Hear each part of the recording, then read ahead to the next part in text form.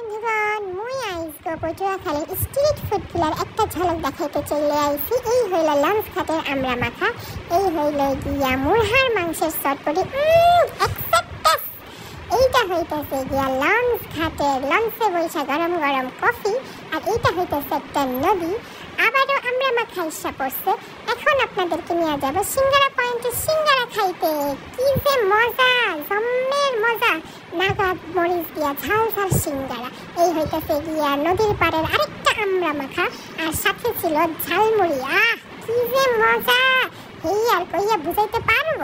বাসে খাওয়ার জন্য হালকা পাতলা স্ন্যাক্স, আর এটা হচ্ছে ঝালমুড়ি আর আমরা মাখানোর ময় মশলাগুলো।